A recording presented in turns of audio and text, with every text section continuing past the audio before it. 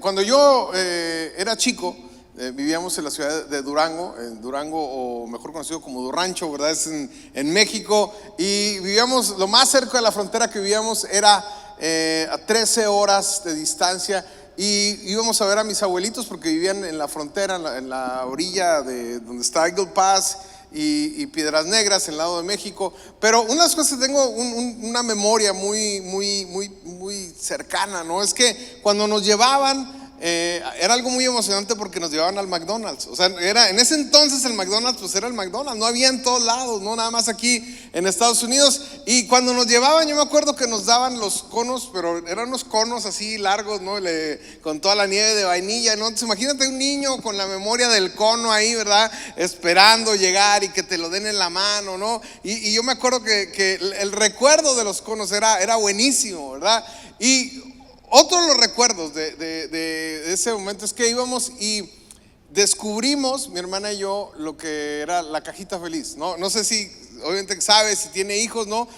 No sé cuánto sepas de lo que estoy hablando, pero la cajita feliz te la venden en el McDonald's, y la cajita feliz pues trae una comida para los niños, ¿verdad? Y adentro de la cajita trae un juguetito, una muñeca, trae un carrito, trae diferentes cosas, ¿no? Y obviamente que en ese entonces, cuando estábamos chicos, pues no era como hoy, que en todos lados hay, ¿verdad? Y era el juguetito que hubiera, ¿verdad? El que te tocaba, y con ese eras feliz. Ahora, pasan los años. Y nacen mis hijas, y cuando nacen mis hijas pues el mundo ya había cambiado y había McDonald's por todos lados, ¿no? Y mi experiencia con ellas al llevarlos al McDonald's era muy diferente, porque llegábamos y lo que ellos querían cuando llegamos era la cajita feliz. Igual que yo cuando era niño, pero ellos querían la cajita feliz por el mugre juguetito que traía adentro. No les importaba lo que trajera, si eran papitas, si eran nuggets. Ellas querían la cajita feliz por el mugre juguetito que traía adentro. Ahora, abrían la cajita y obviamente que el juguete les creaba cierta felicidad, ¿no? Decían, ay, la muñeca o el carrito. Pero ¿sabe qué? La felicidad les duraba muy poco, porque en nada de tiempo ya veías el juguetillo ahí tirado en el piso, ya lo veías ahí en el carro arrumbado, ¿no? Y la próxima vez que pasamos al McDonald's, ¿sabe qué? Otra vez querían la mugre cajita feliz, querían otra vez que le comprara por el nuevo juguete que había salido. Y déjame te comento algo, ¿no? En ocasiones, al estar pensando en la plática del día de hoy, la felicidad es muy parecida a esto, no nos dura tanto. Tomaban el juguete, ¿verdad? No les gustaba, lo tiraban. Lo irónico, ¿verdad? De esto es que se llamaba cajita feliz, pero al final, si el juguete era uno que ya les habían dado o era lo que no les gustaba, terminaban llorando, ¿no? Las niñas. Entonces, de cajita feliz, pues nada más tenía el nombre, terminaba a veces siendo una tragedia, ¿no? Y como te digo, yo me doy cuenta que no estaban tan equivocados al ponerle el nombre de cajita feliz a la mentada cajita. ¿Sabes por qué? Porque la felicidad es así. La felicidad es precisamente así. El concepto de la felicidad es un tanto difícil de explicar, ¿no? La felicidad es evasiva, la felicidad es escurridiza, ¿no? Pensamos que esto nos va a dar felicidad o que aquello nos va a traer felicidad a nuestra vida, y cuando lo obtenemos, ¿verdad? Por un momento nos sentimos bien y después se nos va. El sentimiento de felicidad se nos va. No, es más fácil describir, por ejemplo, la infelicidad. Es más fácil describir, por ejemplo, la tristeza que la felicidad. Pero cuando pensamos que ya la tenemos, se nos escabulle de las manos. Y existe una filosofía muy incrustada dentro de la cultura acerca de la felicidad, ¿no? Poniendo como el pináculo de la vida, como el objetivo principal de nuestra vida, el ser felices. No sé si ha escuchado gente que dice, no, es que me merezco ser feliz, como si fuera un derecho que le pidieran al mundo, ¿verdad? Pero cuando la gente sigue esa filosofía, cuando la gente sigue la filosofía de que necesito ser feliz, voy a buscar lo que me hace feliz, termina siendo infeliz, porque la felicidad tiene esa cosa que no se evade, ¿no? Tan pronto te encuentras en una situación difícil en la vida, en una situación donde no te sientes bien, en un momento doloroso, donde sientes que no eres feliz, la mayoría de la gente que tiene esta filosofía de la vida sale huyendo porque están pasando por algo que no los hace sentir felices en el momento. No, la felicidad es algo que se manifiesta en tu vida debido a cosas o circunstancias a tu alrededor. Circunstancias que hicieron que sucediera ese sentimiento que tienes de felicidad, ¿no? Y en ocasiones se manifiesta por un tiempo muy largo. Hay momentos largos de felicidad, pero en ocasiones se manifiesta en tiempos muy cortos, ¿no? Y si quisiéramos agarrar, ¿verdad?, la razón por la cual nos sentimos felices, ¿cuál es la circunstancia o por qué, ¿verdad? Si nos ponemos a reflexionar, ¿qué hice para ser feliz? ¿O qué sucedió para que la felicidad se manifestara, ¿no? No, tendríamos que realmente hacer una examinación interna, ¿no? ¿Qué tuvo que haber sucedido para que me sintiera feliz, ¿no? Y es muy interesante todo esto, obviamente, porque lo encontramos en la Biblia, ¿no? Jesús habló de la felicidad en estos términos, en un momento donde parecía que aquella gente que lo estaba escuchando, la felicidad los había evadido por mucho tiempo. No eran felices, todo el pueblo no era feliz. Y estamos en medio de esta serie que hemos titulado El Factor Feliz, hablando de los factores que determinan la felicidad y cómo podemos hacer que esto se manifieste en nuestra vida, ¿verdad? El vivir felices, ¿no? Y yo te recomiendo que cheques los mensajes anteriores. Uno de los primeros mensajes, comenzamos hablando de este conocido mensaje llamado el Sermón del Monte, que lo encuentras en Mateo 5, donde Jesús empieza hablando. Las primeras palabras que habla son acerca de la felicidad desde la perspectiva de Dios, ¿no? Comienza hablando de lo que conocemos como las bienaventuranzas, ¿no? Y bienaventurado o bienaventuranza tiene varias traducciones. No es una palabra fácil de traducir, ¿no? La palabra original es Macarios, y Macarios quiere decir, por ejemplo, bendecido, o quiere decir, por ejemplo, muchas veces feliz, o quiere decir, por ejemplo, afortunado, ¿no? Alguien que es afortunado. Pero todas estas características es porque esa fortuna, o porque esa bendición, o porque esa felicidad viene o es extendida de parte de Dios. Esa es la palabra. Es difícil de traducir Macarios, ¿no? Si tiene un hijo no le va a poner Macario, ¿verdad? O a lo mejor aquí hay algún Macario, pues qué bendecido es, ¿verdad? Pero eso es lo que significa. Y en este mensaje Jesús comienza enseñando algunas cosas diciendo: son muy felices, dice, bienaventurados, ¿no? Son muy afortunados, son muy bendecidos los que, y luego da una descripción de cada una de las bienaventuranzas, ¿no? Y en las últimas semanas hemos visto 6 de ellas. Son, dependiendo a quién le pregunte, a qué erudito le pregunte, unos dicen que son 8, otros dicen que son 9, pero el día de hoy vamos a ver las últimas 3, y en las próximas semanas vamos a hablar 2 cosas más acerca de lo que viene en el Sermón del Monte, de la felicidad, de lo que la Biblia habla sobre el tema. Y si tiene su Biblia, acompáñenme a Mateo 5, ¿verdad? 9. Si no tiene su Biblia, va a aparecer aquí en las pantallas. Y como contexto, el público que está escuchando a Jesús, la gente que está escuchando en ese momento específico cuando Jesús está hablando, eran judíos que habían sido sometidos por el Imperio Romano. No habían sido abusados, no tenían ni voz ni voto, ¿verdad? Se sentían hechos menos, pero ya por mucho tiempo había sucedido esto, ¿no? Y cuando sucedió lo que el Imperio Romano empezó a conquistar, todos los imperios antes del romano lo que hacían era que iban y destruían todas las ciudades, trataban de destruir todas las infraestructuras, les querían cambiar la religión, les querían cambiar todo, les querían cambiar, ¿verdad? Y lo destruían lo que pudieran para que no hubiera un rastro de la cultura. Pero a diferencia de los demás imperios, Roma toma otra decisión. Lo que hace Roma es que trata de asimilarlos y de no destruir nada, ¿no? Y la idea detrás de esto era que sigan trabajando, que sigan en sus ciudades, que sigan en todos lados. Nada más les vamos a poner un gobierno local romano y les vamos a poner soldados romanos para que les dé miedo, ¿verdad? Y entonces que nos paguen un tributo y con eso hacemos una lana, ¿verdad? Que les ponemos un impuesto. Y así hicieron. Y fueron más inteligentes que los demás, porque eso les permitió tener los recursos para seguir conquistando el resto del mundo. Y por eso arrasaron con medio mundo, porque tenían los recursos y todo el mundo les pagaba tributos. Así que los judíos en su momento también habían tenido un gran reino, y Dios les había prometido que iba a hacer de ellos un un gran pueblo, un gran reino, y les había prometido que después de la esclavitud en que cayeron, que Dios les iba a traer un Mesías, un líder que se levantara para liberarlos de la bota de los romanos, ¿no? Y en la mente de ellos estaban esperando, leyendo las profecías, ellos estaban esperando un Pancho Villa, ¿verdad? No sé si sea mexicano, ¿no? O un Che Guevara. Ellos estaban esperando que el Mesías llegara y se levantara en armas. Los judíos no veían otra salida más que levantarse en contra del poder, luchar en armas, ¿no?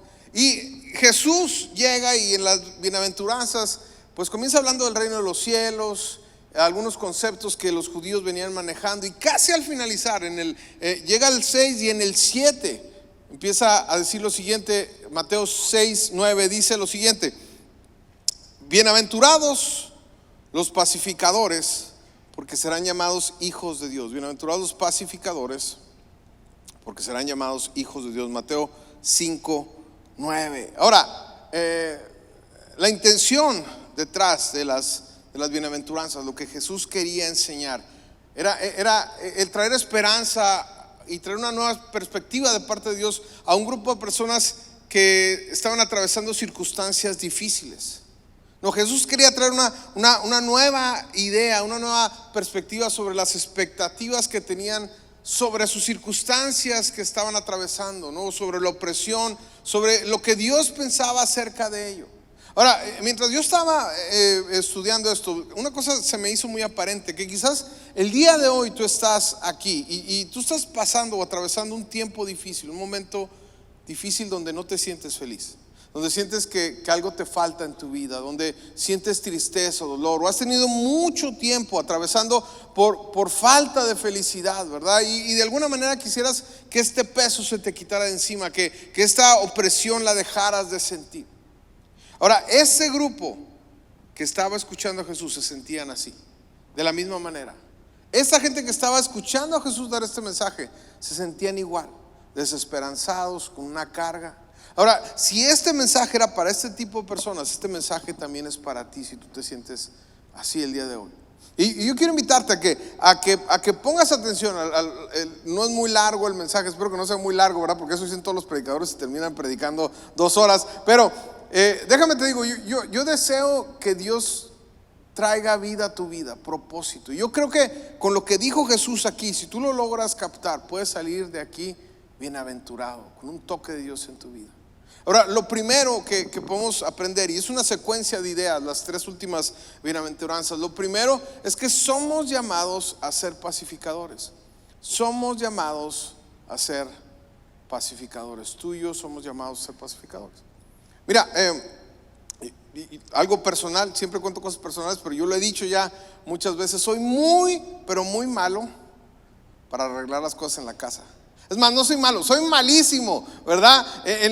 Cuando termino, en lugar de que las cosas queden bien, quedan peor de como estaba, ¿no? Y mi esposa está diciendo que sí ahorita, pero no me enojo porque es verdad. Ahora, el otro día se descompuso el baño de la casa, ¿verdad? Se descompuso el flotador del baño de la casa, ¿no? Pues, ¿qué tan difícil puede ser arreglarlo? Pensé yo, ¿no? Y como ya me conozco, dije, no, ahora sí lo voy a hacer bien. Ahora voy a ir a YouTube a buscar un tutorial de cómo arreglar el mugroso flotador. Pues ahí me tiene, ¿no? Me eché, no 1, 3 tutoriales de cómo, ¿no? Y estoy ahí viéndolo. Entonces yo ya, según con todo el conocimiento adquirido en la universidad de cómo cambiar el flotador que me aventé en el YouTube, me voy al Home Depot y compro el kit de flotador, donde vienen todas las piececitas, la cadenita, todo, ¿no? Pues llego a la casa, ahí me tiene de plomero en el baño, ¿verdad? En el piso, le cierro la llave de paso, cambio todo en el tanque, y entonces cambio las piezas, y había una condenada manguerita de metal que cuando la aprieto todo se rompió. Y yo, ay, nomás esto me faltaba. Lo que iba a hacer en el video lo arreglaban en 5 minutos, y ahí ya llevaba 2-3 horas tratando de enderezarlo. Pues entonces ahí voy por la mentada manguerita al Home Depot, ¿no? Y llegando allá, resulta que en el mundo de la plomería no hay una manguerita, hay 1000 mangueritas, ¿no? Entonces yo no sabía qué manguerita es esa. Pues ahí voy a la casa por la mentada manguerita, agarro la manguerita, regreso, ¿verdad? Y entonces ya llegué, la instalo, y cuando ya la instalo y que le abro la llave, Pues resulta que ahora la llave es la que está tirando el agua. Ay, trágame tierra, ¿no? Y entonces hice lo mismo, me voy al Home Depot, pido una llave, me dice, pues ¿de cuál quiere? Pues ¿de cuántas tiene? Pues son como 8,000. Pues ahí voy a la casa otra vez por la mentada llavecita, la regreso, di como 20,000 vueltas y por fin quedó bien el mugre baño. No, pero ¿sabe qué? Ya me conozco tan bien que si me vuelve a pasar, me va a volver a pasar lo mismo, ¿no? Me va a quedar mal, voy a dar 1,000 vueltas, voy a batallar igualito, aunque me aviente los 10,000 videos de cómo cambiar el baño. No soy malísimo para arreglar, no nomás en eso, ¿no? Y esa historia le puedo contar un montón. Ahora, déjame le cuento algo. La única razón por la que en la vida fui a buscar el mugre kit para el baño, la manguerita y ¿cómo se llama? La llave al Home Depot, ¿sabe por qué? Era porque el baño estaba descompuesto, porque se había descompuesto. Y cuando leo el texto, ¿verdad? De lo que está diciendo Jesús, cuando dice bienaventurados los pacificadores, la única manera de que alguien necesita un pacificador o de ser un pacificador es cuando hay un conflicto. Si no hay un conflicto, no hay necesidad de que alguien llegue a ser intermediario. Cuando hay un conflicto es cuando necesitas. Si hay un conflicto, se necesita alguien que sea un intermediario, un pacificador. Ahora, en todas las bienaventuranzas, yo me he batallado mucho para estudiar porque Jesús usa un juego de palabras en hebreo que es difícil de traducirlas. Y cada semana que hemos estado estudiando, yo digo, Dios, ayúdame, ¿verdad? Porque no es una idea sencilla, ¿no? Esta simple bienaventuranza para los judíos que lo estaban escuchando, imagínense, ¿verdad? Les daba esta frase, ¿no? Dice, los pacificadores, bienaventurados los pacificadores, porque ellos serán llamados hijos de Dios, ¿no? Lo primero es que ellos no querían la paz, no, ellos querían, era la guerra, ellos querían levantarse. Y Jesús apunta para otro lado diciéndole, hey, no es por ahí. Le dice que los pacificadores, los que buscan la paz, serán llamados hijos de Dios. Y esta segunda parte es la que también les da un cortocircuito. ¿Sabe por qué? Porque ellos creían que nada más ellos eran los hijos de Dios. Entonces estas dos cosas de alguna manera causan algo a la gente que lo está escuchando. Y cuando Jesús se refiere a pacificadores, lo que en español se traduce, la palabra más cercana es pacificador, es la mejor traducción que hay. Nos puede dar la idea que, siendo estas algunas de las características del carácter cristiano, es que se tiene que ser una persona dejada, que es una persona que se deje pisotear. Mucha gente tiene ese concepto, ¿no? Pero puedes creer eso, que a lo mejor es lo que Dios quiere, que seas una persona que se deje controlar en cualquier situación. Pero evitar el conflicto, ¿sabes qué?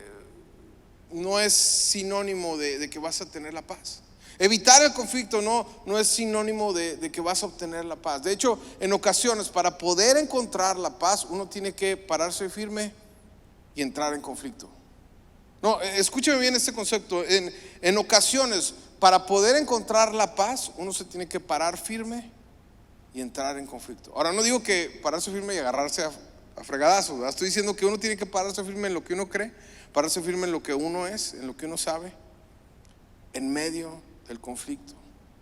Mira, es como lo que está sucediendo ahorita en el mundo, obviamente con Rusia y Ucrania, ¿no? La paz para los rusos es conquistar a los ucranios, pero la paz para los de Ucrania es que los rusos no les pongan la bota encima, ¿no? Todos queremos la paz, pero no hay una respuesta sencilla.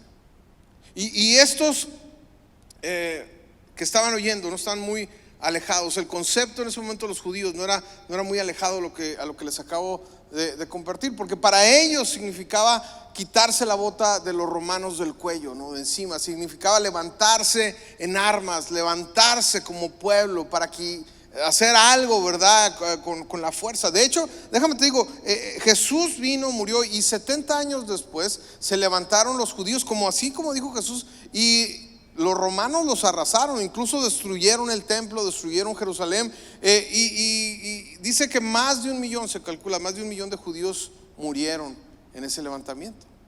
Pero dentro del juego de palabras que Jesús utilizó, el pacificador es el que está en medio del conflicto, ¿no? Y dentro de estas palabras que Jesús utilizó, quieren decir también el que hace o busca la paz entre Dios y los hombres, ¿no?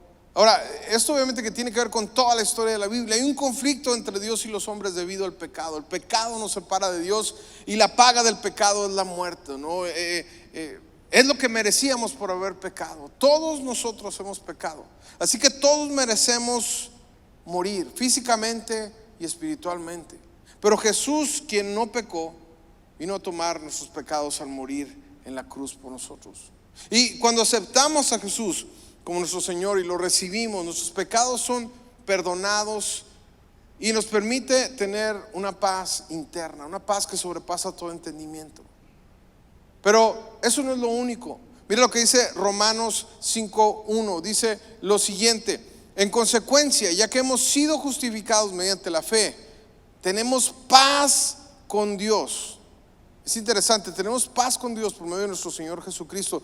Ahora, esto es una idea revolucionaria, ¿no? No sé si usted lo ha pensado, porque dice que a consecuencia de lo que hizo Jesús podemos tener paz con Dios. No solo una paz en nuestro ser por las circunstancias afuera, sino que podemos estar en paz con Dios y Dios con nosotros. Te digo que es revolucionaria la idea porque la mayoría de las personas piensan que Dios está súper enojado con ellos y por eso no se pueden acercar con Él. Pero dice que a través de lo que hizo Jesús podemos tener paz con Dios. Si recibes a Jesús en tu corazón como tu Señor, tienes paz con Dios. Dios está a cuentas contigo. Y aquí realmente el que entró en conflicto y se paró firme fue Jesús. Él pagó el precio por nosotros para que nosotros tuviéramos paz. Él fue el que se puso de intermediario en el conflicto. Ahora a nosotros es un regalo lo que Jesús hizo, pero a Él le costó su vida. Él fue el pacificador más grande. Pero sabes que también Dios nos llama a nosotros a ser parte de los pacificadores. Mira lo que dice 2 Corintios 5:20. Dice: así que somos embajadores de Cristo, como si Dios los exhortara a ustedes por medio de nosotros. En nombre de Cristo les rogamos que se reconcilien con Dios. Lo voy a leer otra vez. Dice: así que somos embajadores de Cristo, como si Dios los exhortara a ustedes por medio de nosotros. En nombre de Cristo les rogamos que se reconcilien con Dios. Ahora, siempre me ha llamado la atención este versículo porque usa la palabra rogar. Es como si Dios le estuviera rogando a la gente, ¿verdad? Pónganse a cuentas, ¿no? O sea, estemos en paz, ¿no? Ahora, no sé usted, pero cuando uno tiene que rogar, por lo menos en el amor, ¿verdad? Cuando anda ahí de novio, pues uno anda ahí humillándose, ¿verdad? Dejando el orgullo a un lado para rogarle ahí que le hagan uno caso, ¿no? Uno tiene que sobreponerse al orgullo. Ahora imagínate, es lo que dice que Dios, ¿verdad? Vino y a través de nosotros, nos ruega, pónganse con Dios, entreguen su vida a Dios. Ahora, el mensaje de Jesús es tan importante para la vida de las personas a nuestro alrededor, que Dios dice que nosotros vayamos y le roguemos a la gente que se reconcilien con Dios, ¿no? Ahora, déjame le digo algo y quiero ser muy honesto, ¿no? ¿Sabe qué? Yo muchas veces, desde aquí, desde arriba, me siento así. Me siento como que le estoy rogando a usted que se ponga a cuentas con Dios, que se ponga serio con la vida. No es bonito, pero ¿sabe qué? Lo que sí sé es que cualquiera que responda sabrá que Dios lo está esperando con los brazos abiertos y que tiene un plan y tiene un propósito para su vida. Pero Dios está tan enamorado de ti, Dios está esperándote, que dice: vayan y ruéguenle, reconcíliense con Dios. Mira lo que dice una vez más Mateo 5:9. Dice: bienaventurados los pacificadores, porque serán llamados hijos de Dios. Bienaventurados los pacificadores, porque serán llamados hijos de Dios. Y luego Juan habla de lo mismo más adelante en Juan 1, si me lo pueden poner. Dice lo siguiente, 1:12, dice: mas a cuantos le recibieron, los que creen en su nombre, les dio el derecho de ser hechos hijos de Dios. Ahora, ¿de quiénes está hablando aquí Jesús entonces? ¿Quiénes son los pacificadores o quiénes deberían de ser los pacificadores en este mundo? Los que lo recibieron, los que creen en su nombre. Si tú has recibido a Jesús en tu corazón, tienes un encargo de ponerte entre la gente que no conoce a Dios y Dios. Tú eres responsable de ponerte en la brecha, de ser el intermediario entre Dios y los que te rodean. Es tu responsabilidad, es mi responsabilidad el compartir de Dios, el compartir el evangelio con la gente a nuestro alrededor. Tú y yo somos llamados no solo a venir y conocer de Dios y experimentar su presencia. Somos llamados a llevar este mensaje. Somos llamados a llevar su causa, a llevar estas buenas noticias a los que están a nuestro alrededor, con quien trabajas, en tu casa, a la gente que conoces, ¿no? Y eso es lo primero que podemos aprender aquí, que Dios nos llamó a nosotros a ser pacificadores, a ti y a mí. Bienaventurados o muchas veces felices son los pacificadores, porque ellos serán llamados hijos de Dios. Ellos serán llamados hijos de Dios. Eso es lo primero. Lo segundo, la bienaventuranza número 8 dice: somos llamados a defender lo que es justo. Somos llamados a defender lo que es justo o a vivir en justicia, ¿no? Ahora, no sé cuántos de ustedes le tienen miedo a las inyecciones, ¿verdad? A mí, yo no es que le tenga miedo, le tengo precaución, pero no sé cuántos les ha tocado alguna enfermera, ¿verdad? Ya de esas mañosas, ya que ya saben cómo hacerle, ¿verdad? Que te van a poner una inyección y entonces sacan un algodón, ¿verdad? Con alcohol, y luego te soban primero, te soban, y luego ya cuando ni cuenta te das, ¡pum!, te ponen la inyección, te ponen la jeringa, ¿no? Ahora, lo que sucede es cuando te ponen el alcohol, pues tienes una sensación como de frío y ni cuenta te das, y de repente ni chance de llorar y das, ¿verdad? Ya te inyectaron, ¿verdad? ¿Por qué te digo esto? Porque cuando estoy leyendo las bienaventuranzas, todo lo de adelante que habla de las bienaventuranzas hasta este momento, pues hasta la número 7, ¿verdad?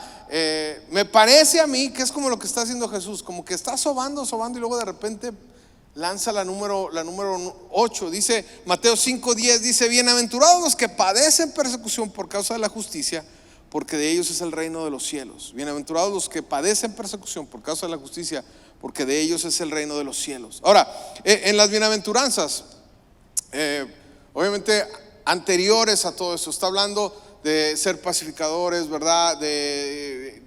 Y hay un cambio de tono en ese momento y empieza a hablar de ser perseguidos, ¿no? De hecho, algunos de los eruditos bíblicos dicen que estas últimas dos bienaventuranzas son consecuencia de las bienaventuranzas anteriores.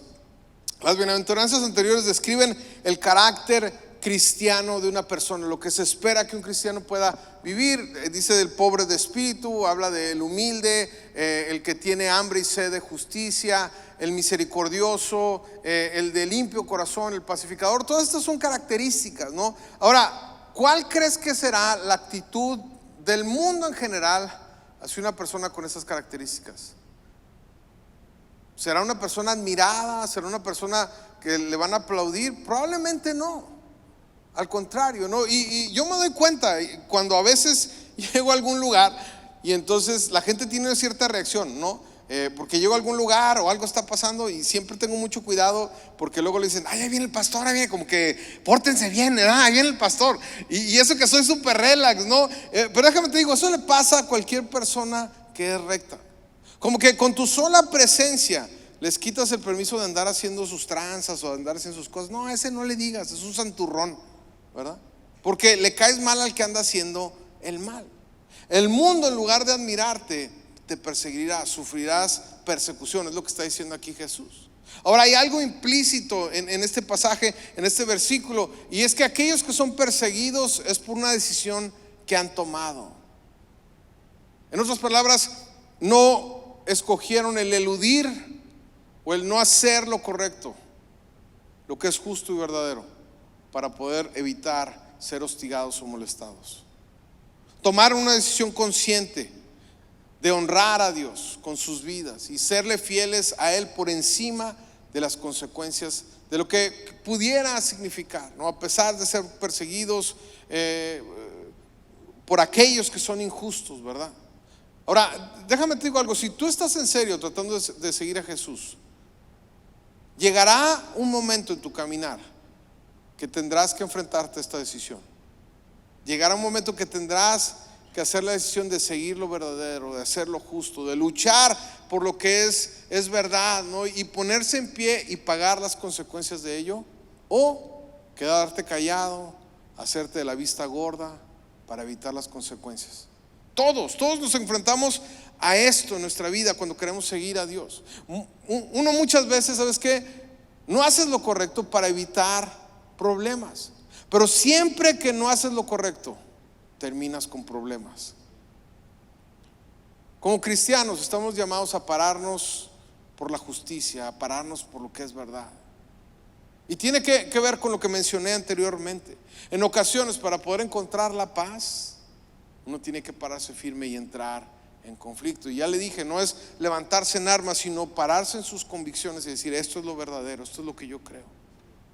Ahora, lo que está implícito aquí es que si eres un seguidor verdadero de Jesús, tarde o temprano sufrirás algún tipo de persecución por parte de la verdad, por ser su seguidor. Te enfrentarás a una circunstancia así, tendrás que tomar una decisión.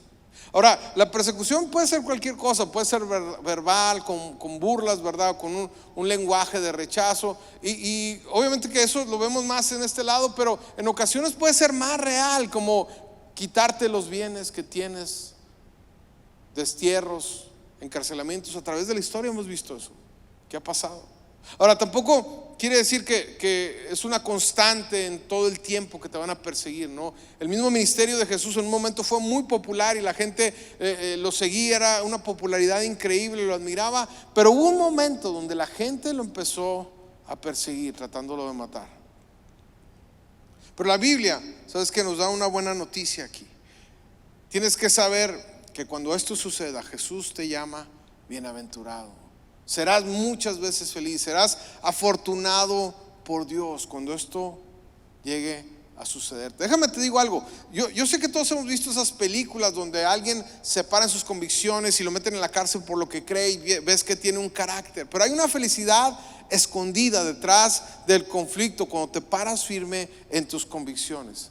Déjame repetir eso. Hay una felicidad escondida en medio del conflicto cuando te paras en tus convicciones. ¿Sabes qué? Cuando la gente te haga el fuchi, cuando alguien ya no se quiera juntar contigo porque eres cristiano, cuando te corran del trabajo porque no quieres robar como todos los demás, ¿sabes qué? Jesús dijo: eres bienaventurado. ¿Sabes qué? Cuando todos los demás hacen mal y tú te paras firme y no lo haces porque sabes que no está bien, eres bienaventurado. Estamos llamados a vivir así, a luchar por la verdad, a ponernos de pie en contra de la injusticia. Bienaventurado cuando seas perseguido por causa de la justicia. Dios nos llamó a vivir en justicia. Lo tercero, ya lo último, somos llamados a pagar el precio. Todos nosotros somos llamados a pagar el precio. Mira lo que dice Mateo 5, 11 y 12: bienaventurados seréis cuando por mi causa os insulten, os persigan y digan toda clase de mal contra vosotros mintiendo. Gozaos y alegraos porque vuestra recompensa es grande en los cielos, pues así persiguieron a los profetas que vivieron antes de vosotros. Mateo 5, 11 y 12. Mira, esta semana escuché esta historia de un niño que vivía en una granja. Levantaron una gran cosecha de maíz con su papá. Dice que lo pusieron en un granero. Si me pueden ayudar con el piano, por favor.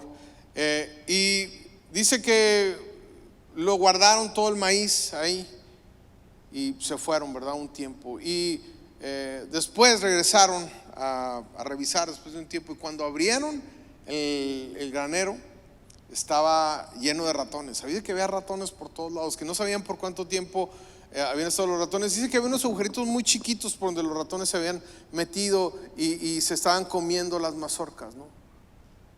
El papá lo que hizo es que cerró la puerta y les pidió a él y a sus hermanos que trajeran a todos los gatos que tenían, ¿verdad? Entonces trajeron a los gatos, abrieron las puertas y los gatos pues comenzaron a perseguir a todos los ratones.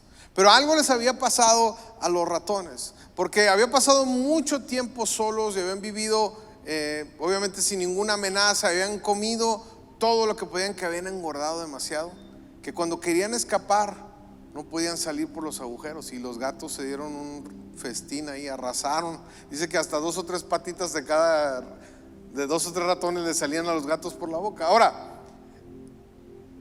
La persecución ha sido parte del conflicto cristiano a través de toda la historia.